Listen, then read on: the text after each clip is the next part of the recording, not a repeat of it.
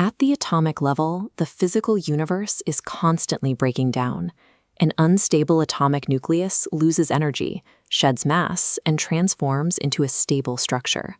In physics, this process is an absolute, probabilistic certainty. We know exactly how long it takes for half of a given sample to degrade, allowing us to map the precise half-lives of elements, ranging from carbon-14 to uranium-238.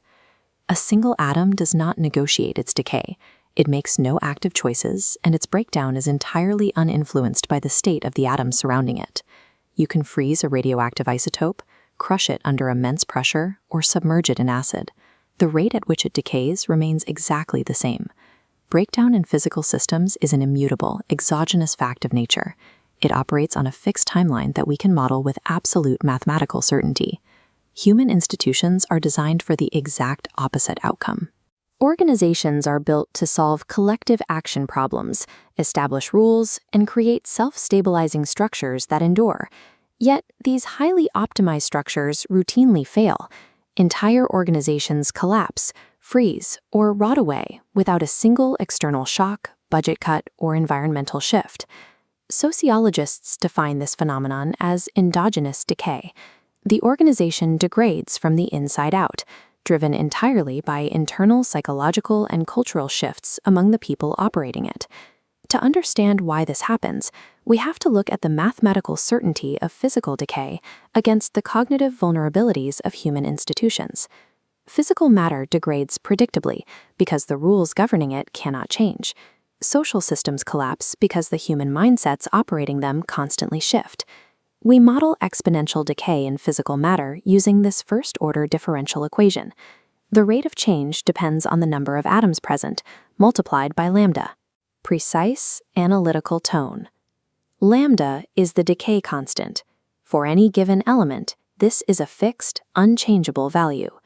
This column chart tracks a set of remaining nuclei over 10 time units, displaying an exact, stair-step exponential decline driven by that fixed constant. These logarithmic bar graphs compare the massive variance across different elements. Iodine-131 burns out in a matter of days, while uranium-238 takes over 4 billion years. But for each element, the underlying math remains absolute. Because the variables are static, simulated mathematical models perfectly replicate real-world theoretical predictions. As this pie chart shows, the prediction and the simulated result sit precisely at a 50-50 equilibrium. Physical systems are closed loops. Because the variables cannot change their behavior, the timeline of decay is absolute. Human organizations are not closed loops. You cannot nat a fixed timeline of decay when the individual components of the system possess shifting, competing agendas. To model human organizations, sociologists use goal framing theory. This framework maps human motivation through 3 distinct cognitive filters that constantly compete for our attention. The first is the normative frame.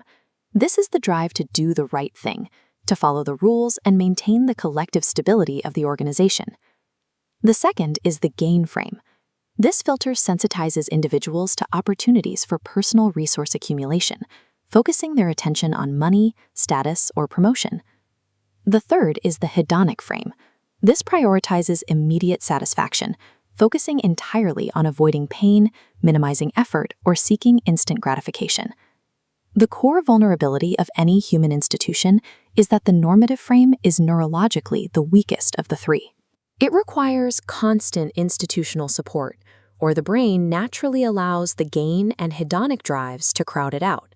The normative frame collapses through specific, observable mechanisms. The first is a reduced legitimacy of organizational goals. Take the case of a marketing firm built on a core ethos of equality and tight-knit family values.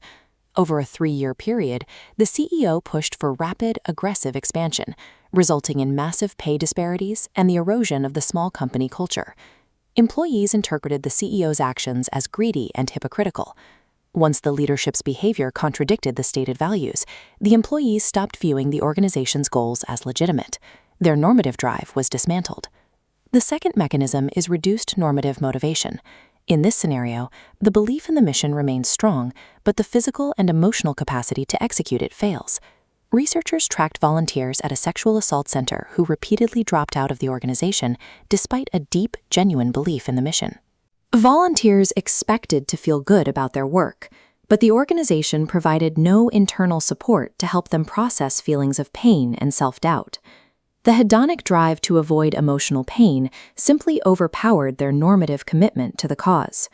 Whether through hypocritical leadership or a severe lack of internal support, an organization triggers its own endogenous decay by failing to sustain the normative frame of its members. The third and most aggressive mechanism of institutional breakdown occurs when the organization actively crowds out the normative frame by explicitly strengthening the other two. Enron is the textbook example of a culture where extreme performance indicators overrode ethical boundaries entirely. Enron's compensation structure tied financial bonuses directly to specific, aggressive revenue targets. This explicit incentivization of the gain frame normalized rule-breaking and caused basic team cohesion to deteriorate. This mechanism operates equally well in the public sector, as seen in the decay of the Rochdale Housing Corporation in the Netherlands. Over a 19-year tenure, the director of the public housing organization bypassed internal checks to use public funds for his own luxury vehicles. External regulators ignored warnings from whistleblowers. When accountability vanishes, unchecked formal power naturally defaults to personal gain and hedonic indulgence. Bad incentive structures and weak oversight actively engineer decay by legally and financially rewarding the wrong cognitive frames. Goal framing changes spread rapidly through a workforce in a process known as the cultural slope. Unlike isolated radioactive atoms, human behavior in organizations is highly contagious. Individuals constantly scan their environment for cues. Watching peers or leaders break rules without consequence makes deviance seem normal. It adjusts the baseline of what is acceptable. Atoms are blind to their neighbors. They decay on a fixed schedule, regardless of their surroundings. Humans actively calibrate their internal goals based on what everyone else is getting away with. Institutional decay is a self-reinforcing social dynamic. Once the cultural slope begins, the degradation generates its own exponential momentum. Radioactive decay is driven by an immutable constant. It is a locked inevitability of nature.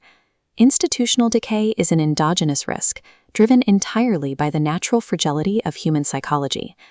Because the normative frame naturally recedes into the background, a highly functional organization is not a static object.